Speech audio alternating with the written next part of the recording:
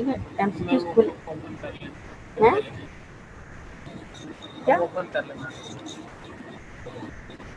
कर लूँ? कहाँ से होगा? यहाँ से? जो पहले ओपन किया जहाँ पे पहले गई थी।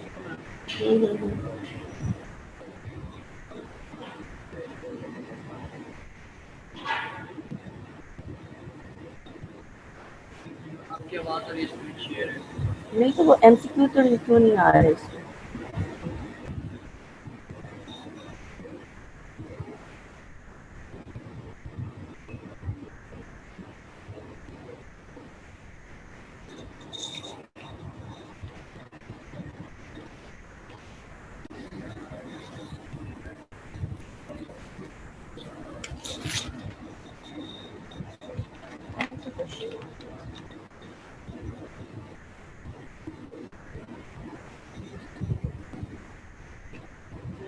फर्स्ट क्वेश्चन है, आप सेकंड पे क्लिक करेंगे, आप सेकंड आ जाएगा। फर्स्ट क्वेश्चन सेलेक्ट करना है। ये फर्स्ट क्वेश्चन नंबर 1 है।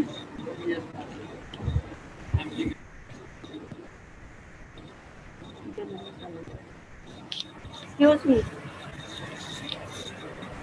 Is there any problem? आइएगा सर।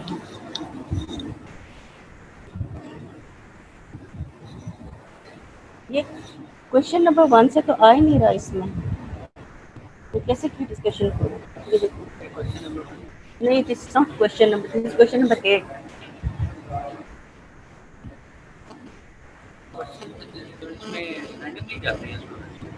तो अभी आगे क्यों नहीं मूव कर रहा?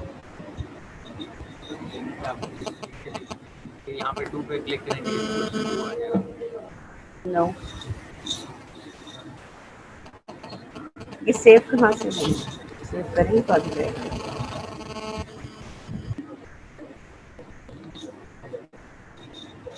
अब आ रही है आपको मेरी आवाज़?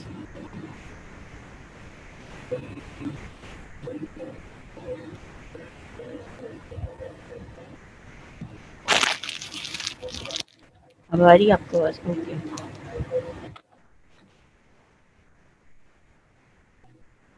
So you can read the stem. अभी तो आप लोगों ने किया term acute increase in the number of neutrophils in the blood is called increase in the number neutrophil होता है तो that is neutrophilia.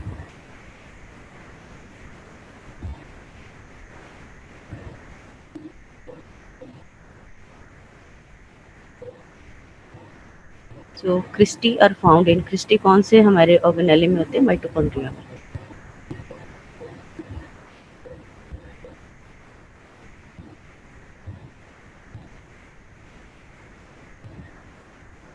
The patient visits his dentist, who notices a sore on the patient's lip. The sore was unusual in that there was no pain or drainage from the sore. The patient was subsequently further admitted into the hospital with a violent shaking chill.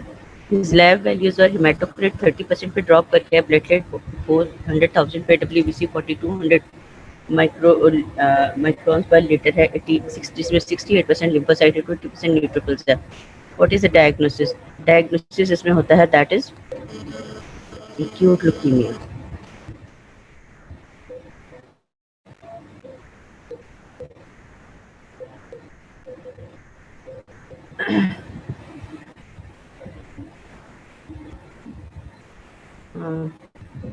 Which is the final destination of the platelets after being removed by the macrophages from the main blood stream.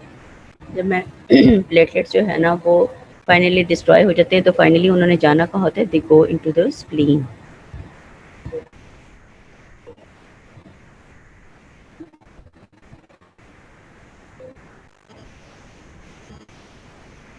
What is the mechanism of action of warfarin to act as an warfarin एक synthetic anticoagulant होता है और इसका main function ये होता है कि ये करवाता है एज एंटीकोएगुलेंट, ये इनहिबिशन करवा देता है विटामिन के की वजह से एक्शन ऑफ द विटामिन के नहीं होता और क्लॉटिंग नहीं होती. That's why it acts as an anticoagulant.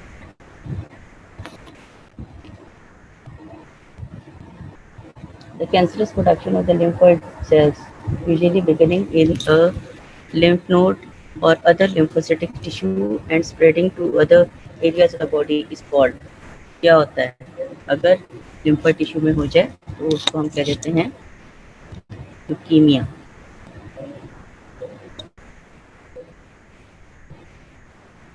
Leukaemia जो आपने पढ़ा था 2 टाइप का होता है, लिम्फोसाइटिक होता है और माइलोजेनिक होता है। Now why do most cells in the body require oxygen molecule, क्यों चाहिए होते हैं? क्योंकि ये करवाता है it pulls the electrons of the electron transport chain in the last part of the cellular respiration and the ATP synthase uses it, ठीक है, जो एंजाइम होता है ATP synthase उसको यूज करता है and use it to add a phosphatidine ATP in order to make it ATP. So ATP synthesis में oxygen जो है ना वो mainly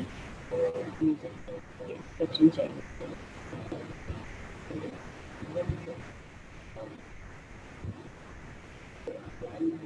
Cluster of ribosome attached to a single messenger RNA at the same time is known as, जब cluster हो जाएगा तो हम उसको कह देते हैं polyribosome. Many ribosomes they attach to a single messenger RNA, so हम कह देते हैं polyribosome.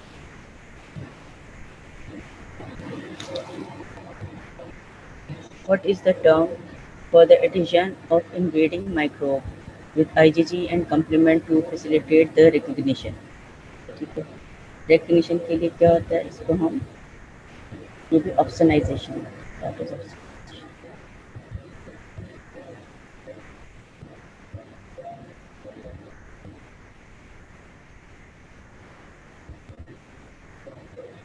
which substance is responsible for the conversion of prothrombin to thrombin, होता है प्रोथ्रोम्बिन एक्टिवेटर होता है जो कि कन्वर्ट करता है प्रोथ्रोम्बिन को थ्रोम्बिन।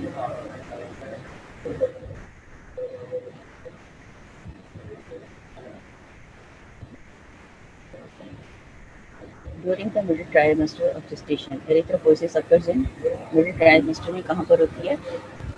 ये एरिथ्रोपोइसिस होती है लिवर में।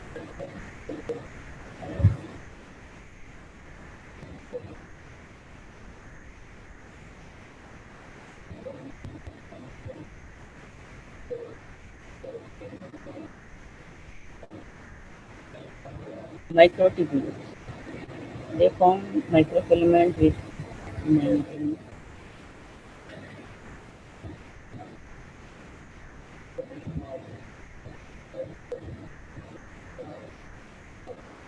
they are responsible for the nuclear division but not the cytoplasmic division, ठीक है।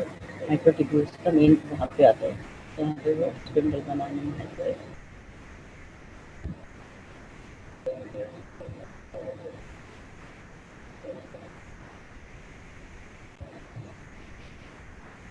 When iron is absorbed from the spawning descent, it immediately combines in the blood plasma with beta globulin form the transferrin बनाता है इससे। beta globulin के साथ आपके absorption जो iron होता है it forms transferrin.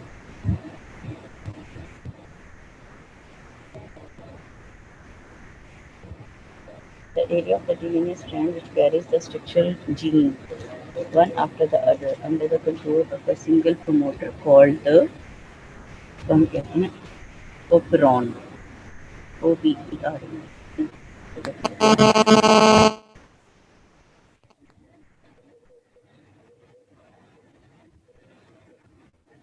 So you can check your answers. One answer is so far yes.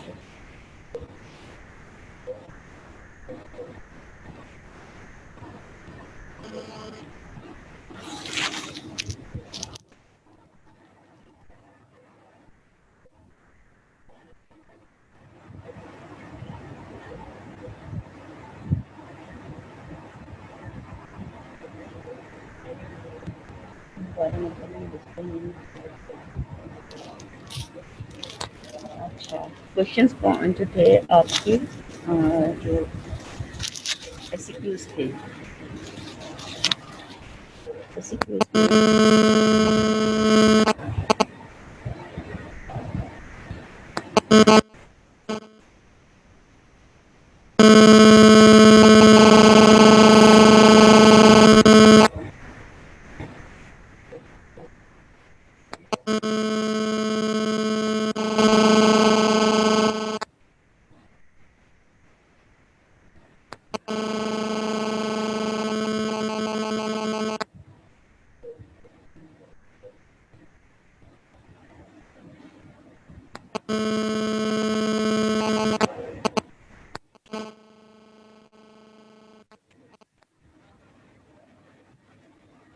इसमें आपको वैसे बता देती हूँ what you are suppose to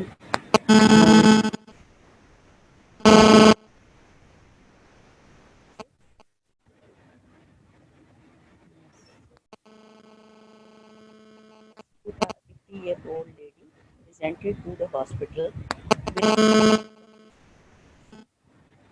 in her hands, along with the headaches and vertigo. A complete blood count showed RBC count of 8 millions per milliliter, WBC count was 37,000, and platelets count was 650,000 per cubic millimeter. Her erythropoietin levels were lower than normal. ठीक है. What is the probable diagnosis and explain the pathophysiology? Diagnosis इसका क्या था, आप देखिए कि इसमें जो आरबीसी काउंट है वो बहुत हाई है, मिलियंस में है, and the only condition which leads to it is the polycythemia, और ये पॉलीसाइथीमिया वेरा होता है जिसमें कि डायग्नोसिस का पॉलीसाइथीमिया वेरा है which is a congenital disorder, और उसमें सबकी आरबीसी काउंट तो बढ़ती ही है, बट उसके साथ साथ दूसरे जो सेल काउंट्स होते हैं वो भी बढ़ जाते हैं, इसमें डब्ल्यूबीसी भी बढ़ जाते हैं, सो द एलर्जिक रिएक्शन भी मोस्ट प्रॉब्ली ज़्यादा हो जाता है उससे. ठीक है. सो द जो exact diagnosis of it is the polycythaemia vera, और आपने उसी की ही पैथोफिजियोलॉजी इसमें लिखनी थी. दूसरा जो आपका क्वेश्चन था, a child about 10 years old came to Avicenna Medical College Hospital with complaints of sore throat and high grade fever. ठीक है. अब ये एक्यूट कंडीशन है.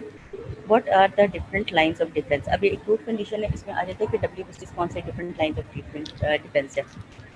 एज यू नो कि जब भी कोई इन्फेक्शन होता है या इन्फ्लेमेशन स्टार्ट होती है तो फर्स्ट लाइन ऑफ डिफेंस, जैसे मैंने ही दिया हुआ लेक्चर पे, तो first line of defence is the macrophage system. ठीक है. मोनोसाइट मैक्रोफेज सिस्टम है.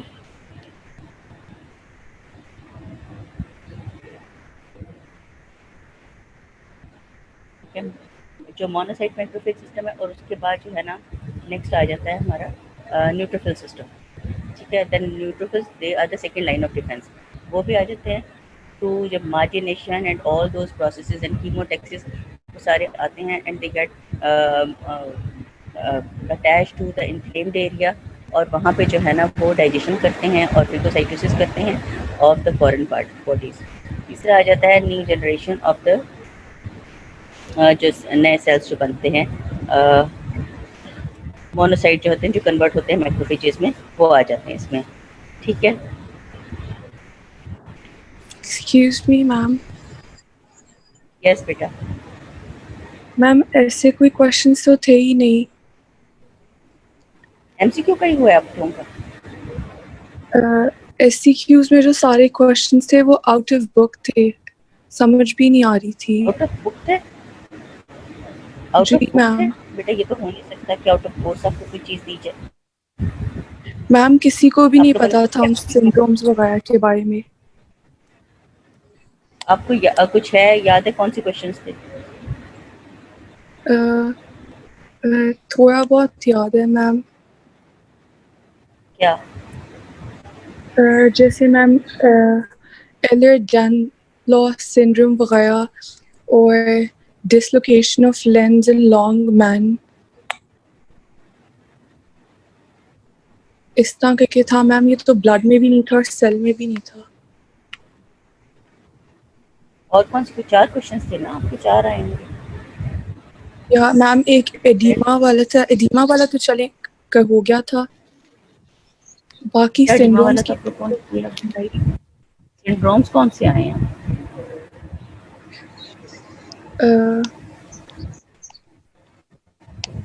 Ma'am it was like the Ehlers-Danlos syndrome. किसी को भी नहीं पता था.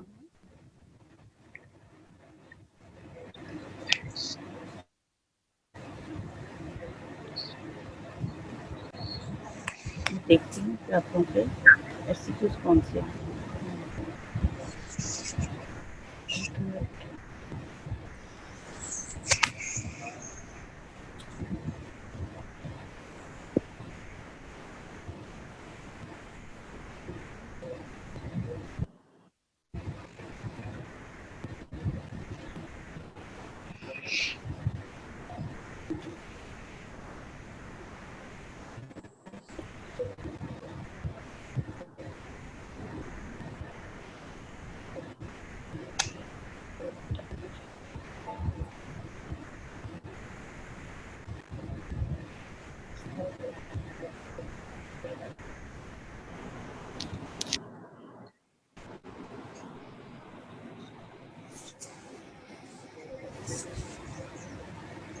दोबारा से ना लिंक करती हूँ आप लोगों को, सो दैट के क्लियर हो जाए कि व्हाट्स गोइंग ऑन।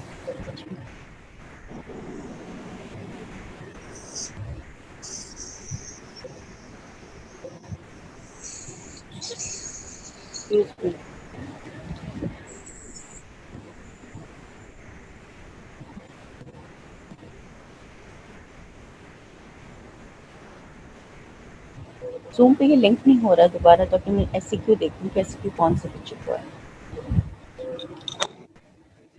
पहले काम खोले जी जहाँ एमसीक्यू खोले हुए थे वहाँ देखे थे। हाँ जी, ये एमसीक्यू खोलना है ना, अब एससीक्यू खोलने हैं असल में। एमसीक्यू हो गए। आपने मॉड्यूल क्लोज कर दिए, आई डोंट नो। खोले दोबारा और जहाँ से एमसीक्यूज पे दी थी वहीं से है।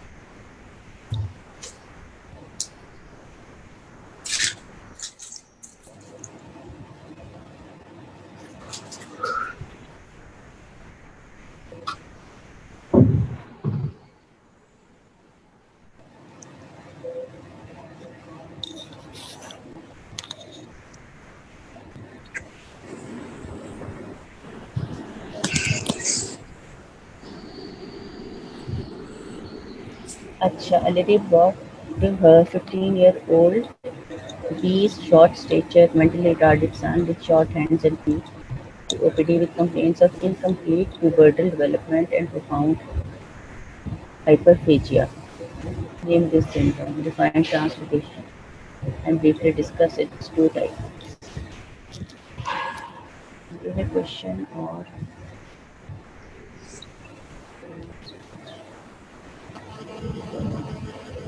woman with no previous history of thrombotic events survived the initial thrombosis when treated immediately with thrombolytic therapy after acute episode of myocardial infarction. Name the 4 events which would take place in ensuing the days to weeks and will determine the fate of thrombus. How will you differentiate between hemorrhagic and anemic infarct?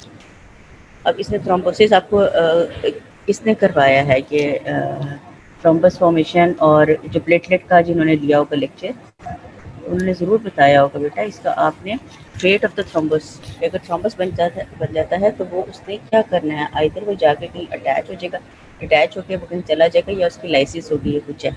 आपने उसका जो है ना fate बताना था इसमें। Alright, ma'am.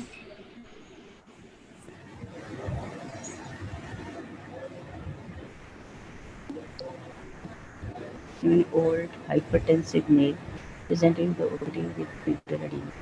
He told that this swelling of feet has appeared after using specific medication. Write down the pathophysiological categories of edema. Name the 4 steps of normal hemostasis.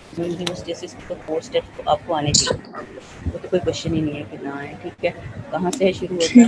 जहाँ पे वेसोकंस्ट्रिक्शन होती है, प्लेटलेट प्लग फॉर्मेशन होती है, clot formation होती है, clot रिटेक्शन होती है, ये सारे जो है ना उसके हैं।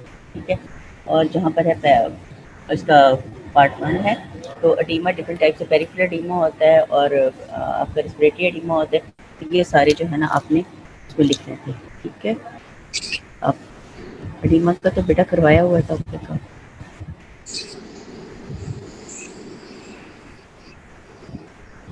An unusually tall man with exceptionally long extremities presenting OPD with dislocation of the leg. Describe the pathogenesis of this syndrome. Name the 6 variants of Ehlers-Danlos syndrome.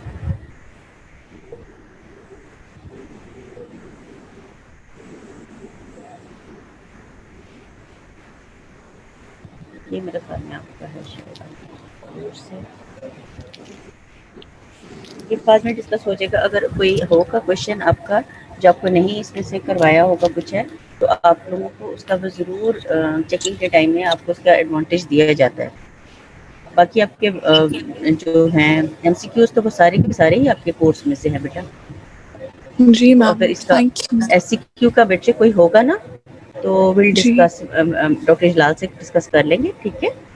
तो फिर आपके अकॉर्डिंगली ऑलराइट, हो जाएगा। तो ये नहीं है कि आप लोगों का नुकसान कोई नहीं होने देते अनलेस कि आप लोग खुद कर लें, ठीक है? ऑलराइट, तो thank will you ma'am. Discuss. हाँ, ओके बच्चे।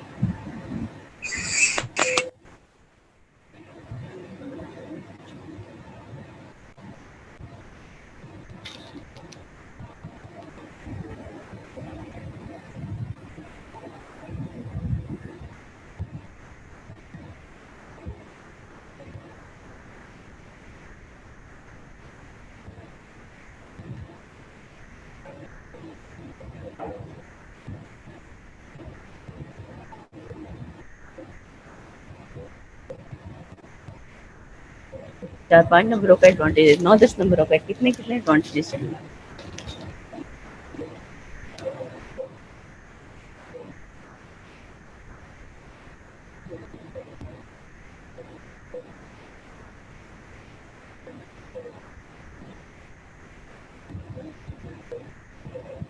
एमसीक्यू जो थे वो सिंपल थे, एमसीक्यू में पास हो गए तो हो ही जाओगे। इतने ज़्यादा आप लोगों ने अगर अच्छे कर लिए एमसीक्यू तो फिर आप लोग पास हो ही जाओगे। लेकिन ये है कि एससीक्यू भी क्लियर करना बहुत ज़रूरी होता है। समटाइम्स एग्जामिनर जो है ना वो ज़्यादा स्ट्रेस देता है कि एमसीक्यू कैसे एससीक्यू किस तरह अटेम्प्ट किया। तो ये है कि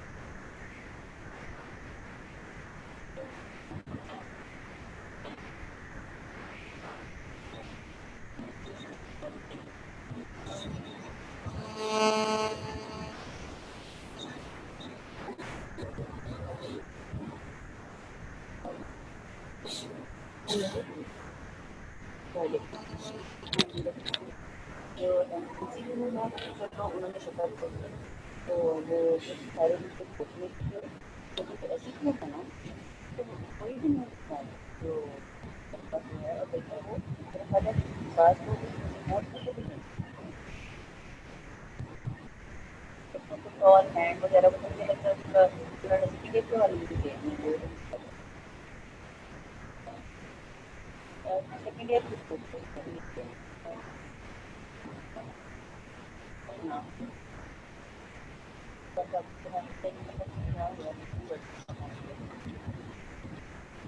बच्चे कह रहे हैं कुछ आउट ऑफ कोर्स में।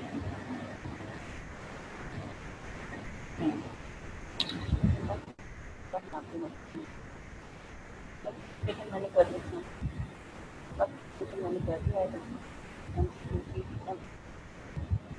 नहीं पता कौन सा पेपर है, मुझे भी मुझे नजर आ रहा है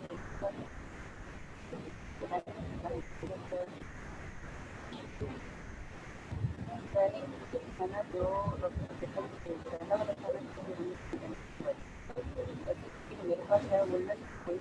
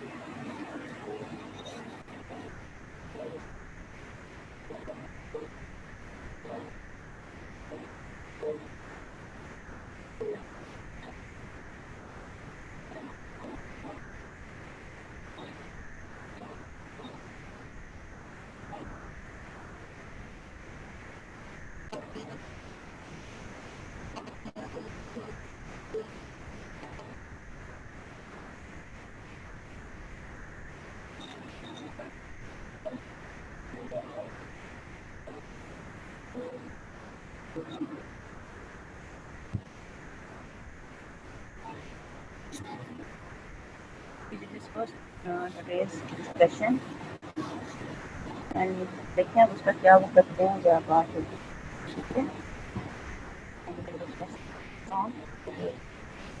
आपके रिजल्ट्स में क्या उसका सोल्यूशन निकलता है डोंट वरी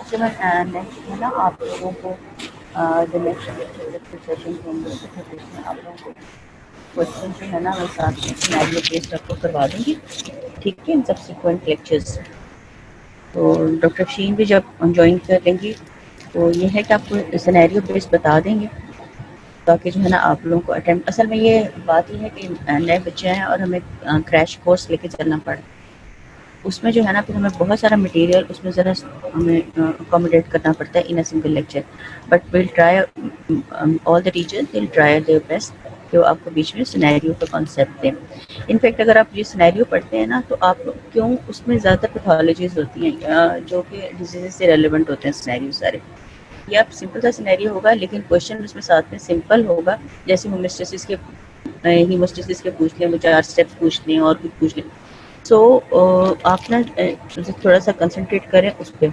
असल में रेगुलर क्लासेस में ज़रा ये चीज़ें ज़्यादा ऑर्गेनाइज हो जाती हैं, but still will try our best आपको सिनेरियो बेस्ड जो है ना बीच में वो कॉन्सेप्ट्स देते जाएं साथ साथ क्वेश्चंस की, ठीक है। जैसे जैसे आगे आएंगे जो नवन मसल के चैप्टर्स रह गए हैं और एक्सप्रेशन के रह गए तो उनमें, और फिर उसमें बीच में जहाँ अगर टाइम मिलेगा तो जो दूसरे यूनिट्स हैं ब्लड के या सेल वगैरह के, उसके भी मैं कुछ कोशिश करूँगी कि आपको बता दूँ कि इस तरह का सिनेरियो आ सकता है और आपने इस तरह अटैम्प्ट करना है। This is how you people are going to attempt the questions, ठीक है। So this was today's key discussion of the paper, and yes,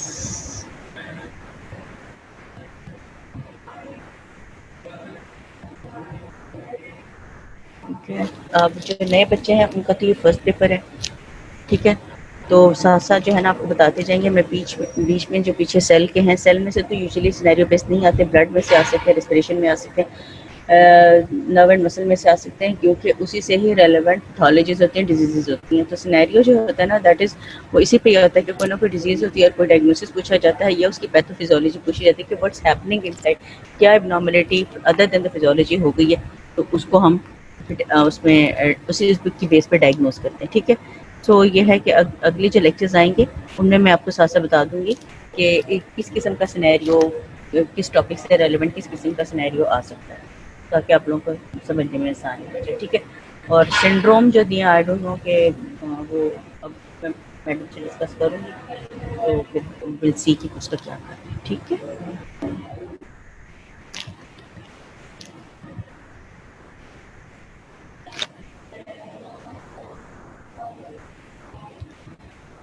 okay बेटे, तो I see you on Monday. तो मंडे को 2 लेक्चर्स हैं, तो I try to find some time कि मैं आप लोगों से आज की इसके बारे में थोड़ी सी डिस्कशन कर लूँ आफ्टर, ताकि मैं HODs और जिन्होंने पेपर बनाया है उनसे मैं डिस्कशन के बाद I discuss it with you in the subsequent sessions, ठीक है। Okay, I think it's bye from me. और आप लोग जो है ना वो कंटिन्यू स्टडिंग, और फिर जो आपको प्रॉब्लम्स आएगा, आप असल में ना जब होता है when I complete the lecture, आप लोग चैट में लिख दिया करें कि आप लोगों को सिर्फ ये नहीं कि स्लाइड में क्या प्रॉब्लम पूछे, बल्कि पूछ लिया करें। If you are listening properly तो आप लोगों को क्वेश्चन आने चाहिए माइंड में, ठीक है। तो कंसंट्रेट किया करें कि कौन से टॉपिक पढ़ाए जा रहे हैं, सो दैट कि अगर बीच में आपको टीचर्स गाइड भी करते हैं कि ये आ सकता है, ये आ सकता है, मैं यूजुअली बता देती हूँ कि इसमें से इस किस्म का क्वेश्चन आ सकता है, इस किस्म का क्वेश्चन आ सकता है, ठीक है। सो आप लोग जो है ना अब बी अटेंटिव। अब इस ये जो है अगर कुछ आउट ऑफ कोर्स है, क्योंकि कुछ लेक्चर्स दूसरे टीचर्स ने लिए हुए हैं जो मैंने नहीं लिए हुए, तो वो फिर आपस में डिस्कशन हो जाएगी। और अगर लॉ आपकी साइड पे नहीं है या कुछ आउट ऑफ कोर्स आ गया है तो ऑब्वियसली उसका आपको नुकसान नहीं होगा, उसका कोई ना कोई एडवांटेज या कुछ ना कुछ दे ही दिया जाता है, ठीक है। सो रेस्ट एश्योर कि अल्लाह ताला सब अच्छा ही करेगा। Okay then, bye from me, good bye, ठीक है।